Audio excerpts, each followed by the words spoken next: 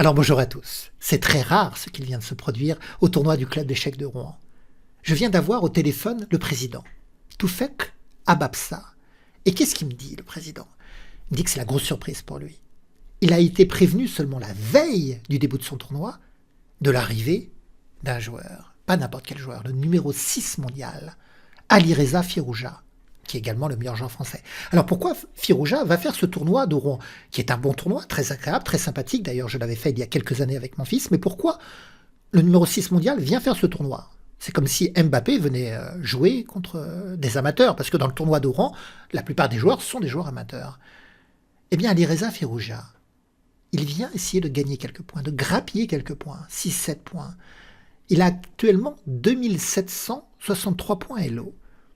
Et le nouveau classement Elo va paraître en janvier 2024. Et donc il lui reste quelques jours pour augmenter son Elo encore. Alors pourquoi il veut augmenter son Elo? Pour pouvoir prendre la place de qualification et rejoindre le tournoi des candidats. C'est un tournoi qui oppose les meilleurs joueurs du monde en vue de définir celui qui va affronter le champion du monde, Ding Liren.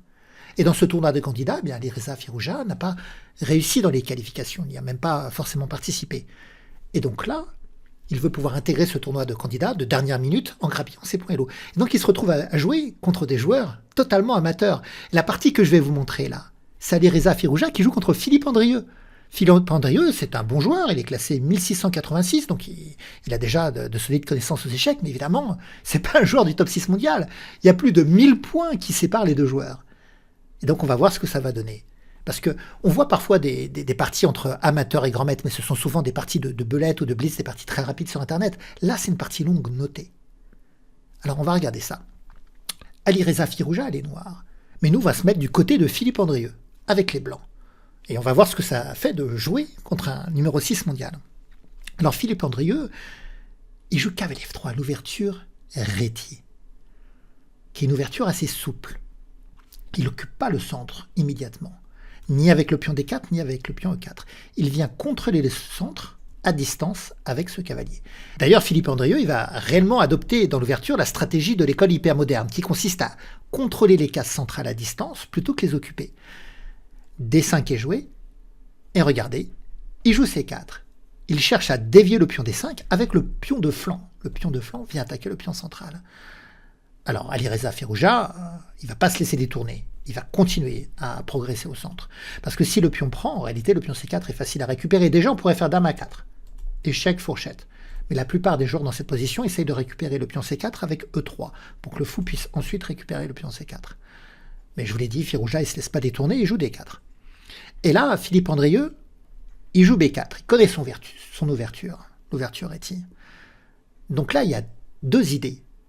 Et c'est marrant de voir que ce pion B, cette avance de flanc, ce pion de l'aile, va avoir deux idées au centre.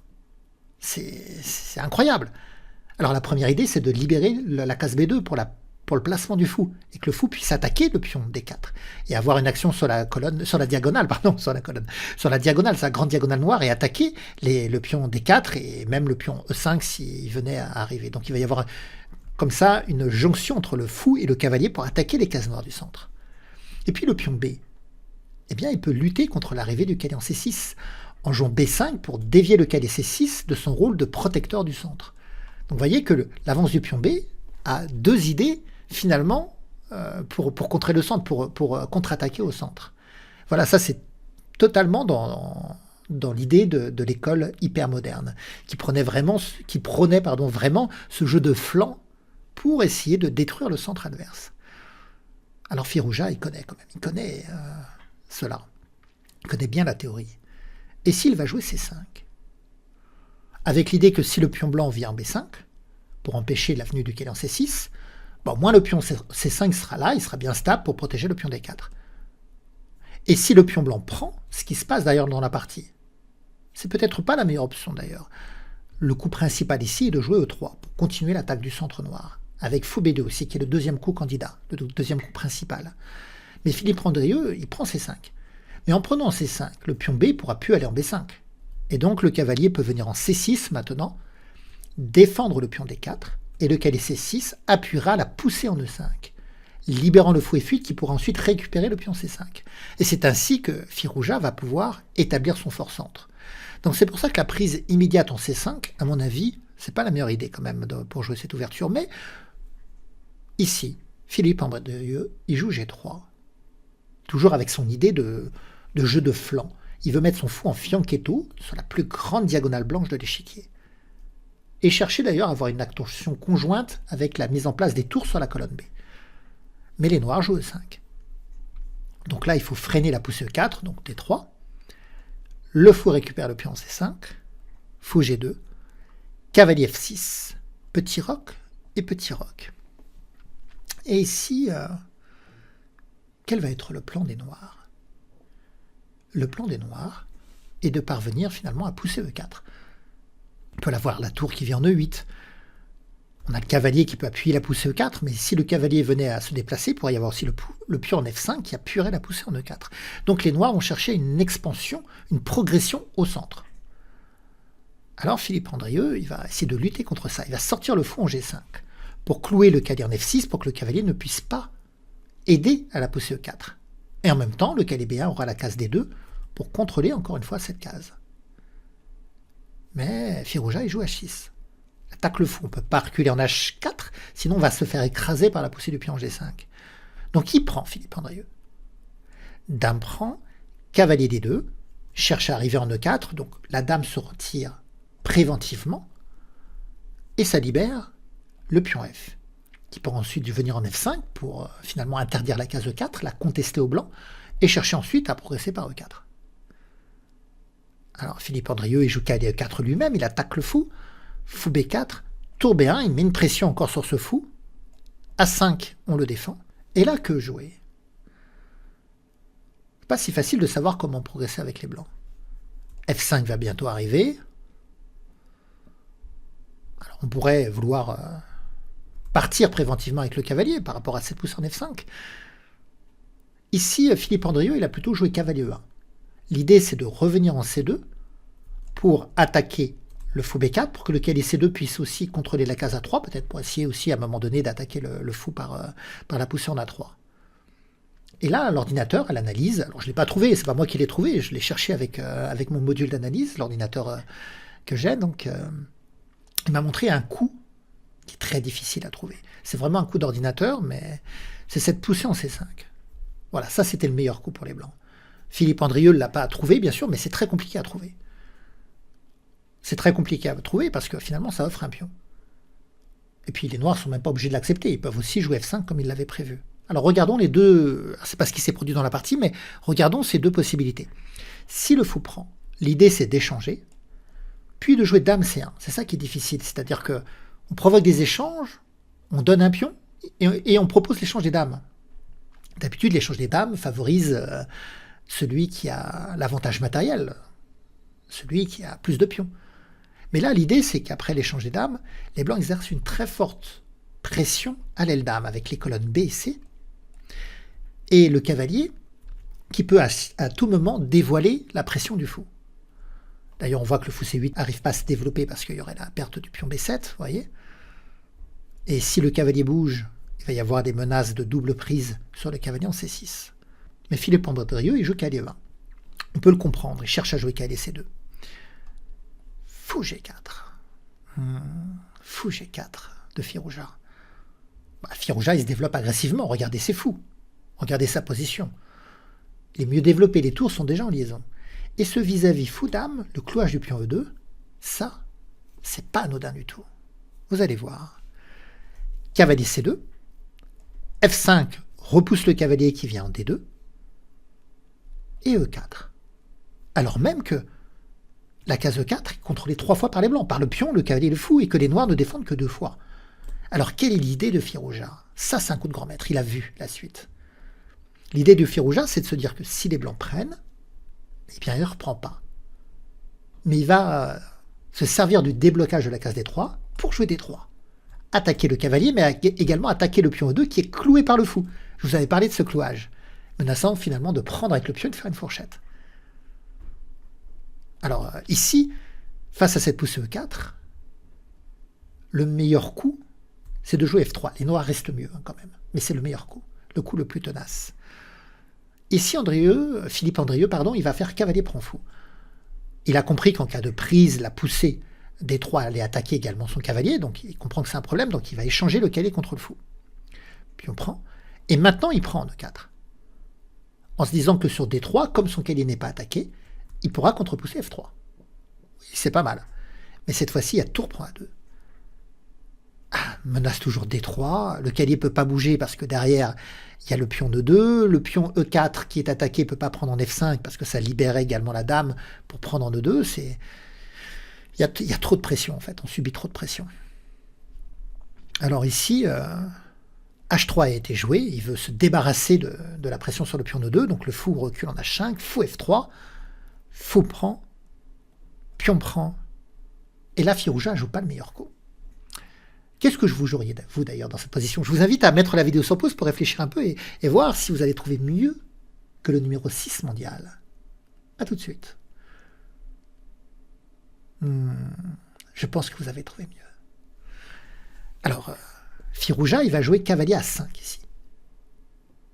En réalité, le meilleur coup, c'est cavalier E5, avec une menace, celle de prendre le cavalier en D2, pour attirer la dame, et d'ensuite faire cavalier prend F3, fourchette royale, attaque le roi, attaque la dame. Donc le cavalier s'active en créant une très forte menace. Mais cavalier A5 a été joué par Firouzja. Là, le mieux, c'est de prendre. Mais Philippe Andrieux, il a joué roi G2. Et donc du coup, comme le pion F5 n'a pas été pris, bien, il vient en F4. Difficile de prendre parce que déjà la structure de pion des blancs est horrible. Ça, en plus, la tour pourrait reprendre, il y aurait des pions doublés, isolés, l'abri du roi blanc se fragilise. On pourrait jouer G4. Mais pour l'instant, rien n'oblige Philippe Andrieux à réagir. Et le meilleur coup ici pour lui, c'est de jouer tour 1. Attaquer la tour et le cavalier ici, essayer de forcer les échanges de pièces. Surtout que la tour en A2, elle est très délicate à gérer. Elle exerce une pression sur la deuxième rangée qui est trop forte. Donc tour 1, et finalement, les noirs sont mieux, mais ils sont juste mieux, ça joue encore. Belle partie quand même de Philippe Andrieux. Mais il a joué tour C1. Il veut appuyer l'avance du pion C. D3, C5, Dame E6, Dame E6. Il faut comprendre pourquoi Dame E6 est joué. Et ça provoque la réaction de Philippe Andrieux, G4. Et il a raison, en fait. Il faut qu'il joue G4 maintenant. On va comprendre. Le pion en F4, il peut prendre en G3. On n'a pas envie de reprendre du roi, parce que le roi est assez exposé. Donc, sur la prise en G3, on chercherait plutôt à dédoubler les pions en reprenant du pion F. Mais sans le pion en F2, la deuxième rangée s'ouvre et le cavalier D2 est cloué. Et c'est ça, l'idée de Firouzja. Il veut prendre, et jouer cavalier C4. Et sur tour prend, c'est pour ça qu'il a mis la dame là, pouvoir reprendre avec la dame, et le cavalier restera cloué sur la deuxième rangée. Donc il cherche à prendre, et jouer cavalier C4 pour attaquer doublement le cavalier qui serait cloué. Et Philippe Andrieux va parer à la menace. Il a détecté la menace, il joue G4. Mais tour D8, tour B1, tour C2, tour prend B4. Alors tour C2, c'était pas pour attaquer réellement le pion C5, c'était pour libérer la case A2. Parce que souvent, quand une pièce se déplace, on regarde ce qu'elle attaque et pas forcément ce qu'elle libère. Et d'un seul coup, la dame arrive en A2 avec cette double attaque sur le cavalier. Alors, ici, Philippe Andrieux, il a joué cavalier B3. C'est un coup perdant. Alors si on ne veut pas perdre le cavalier, on pourrait faire cavalier B1, mais ça laisserait le cavalier venir en C4, bien protégé par la tour et la dame. Et le cavalier en C4 chercherait à venir en E3. Profiter du clouage du pion F2 sur la deuxième rangée, et le cavalier attaquerait le roi, la dame, la tour. La fourchette royale et familiale. Donc on ne sait pas finalement comment gérer l'attaque sur le cavalier. S'il bouge, ça laisse venir le cavalier en C4 et on ne peut pas le protéger en fait. Donc cavalier B3 a été joué. Et là, cavalier prend B3, c'est gagnant pour les noirs. Mais Firouzja, il joue cavalier C4. Il va chercher à faire cette fourchette. Sa force, tour prend. Tour prend. Philippe Andrieux, il envoie le pion E maintenant. Tour C2. Alors tour C2, ça déconnecte la protection de la dame sur le cavalier. Donc le cavalier est attaqué. Cavalier C1 attaque la dame, attaque le pion D3. La dame vient en C4.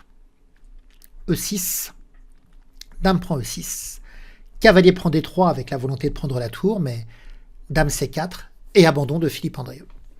Le cavalier est doublement attaqué. Il y a un clouage derrière. Et donc on va perdre le cavalier et on va se retrouver avec une tour de moins et une position totalement dominée et gagnante pour les noirs. Si les blancs jouent cavalier B2 pour contre-attaquer sur la dame noire, ça perd, hein, bien sûr, parce que les noirs prennent la dame, on prend la dame, mais les noirs échangent les tours et ensuite gagnent le cavalier, c'est facile. On va gagner le pion C5 et le pion B a le chemin tout tracé pour aller à dame. Donc dans la position après dame C4, c'est ça la position finale. Philippe Andrieux abandonne ici.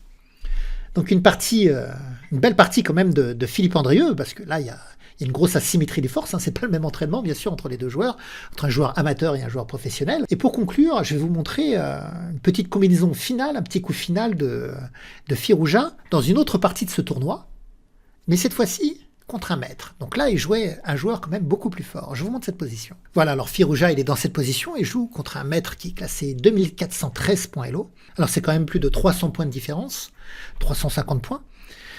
Et dans cette position, comment Firouzja peut forcer la victoire la plus rapide? Il y a plusieurs coups gagnants, il y a plusieurs façons de gagner, mais il y a un coup qui va plus vite que les autres pour gagner. Alors je vous invite à mettre la vidéo sur pause si vous voulez le chercher, puis on en discute après, à tout de suite. Alors, le coup le plus rapide pour gagner, pour mater, c'est le coup cavalier G5. Menace cavalier F7, mat. Une sorte de mat à l'étouffer avec le cavalier qui attaque le roi et le pion qui contrôle la cage G7. Vous allez me dire, oui, mais le fou peut éliminer ce cavalier. Mais quand le fou reprend, et c'est toute la beauté de cette position finale, on menace fou F6 mat avec le cavalier G8 qui est cloué et qui ne pourra pas défendre la case F6. Incroyable ce mat. Alors, et en plus, les noirs peuvent rien faire pour éviter ça. Le cavalier peut pas bouger, le pion peut pas bouger, le roi peut pas bouger. Certes, il y a la tour, mais ça ne pourrait que faire retarder le mat. Si on joue tour C1 échec, on va prendre avec le roi.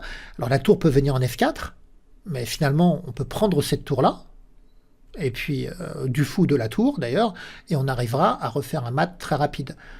Donc, je sais pas, si je prends du fou par exemple, de toute façon, le cavalier, le roi et le pion ne pourront pas bouger, et le fou n'aura plus qu'à se replacer sur cette diagonale, alors pas en E5 parce que le pion prendrait, bien sûr, pas de blague, mais n'importe où sur cette diagonale, et ça finira par mat. C'est très amusant, d'ailleurs, on peut vraiment prendre son temps pour aller infliger le mat, tant les noirs sont paralysés. Donc, le coup cavalier G5, c'est la manière la plus rapide de gagner. Il y a d'autres coups qui gagnent, vous en avez certainement peut-être envisagé d'autres. Bien voilà, n'hésitez pas à me laisser des pouces, des commentaires. N'oubliez pas d'ailleurs de me les laisser, j'en ai besoin. Partagez la vidéo et on se retrouvera bientôt pour de nouvelles aventures. Au revoir à tous.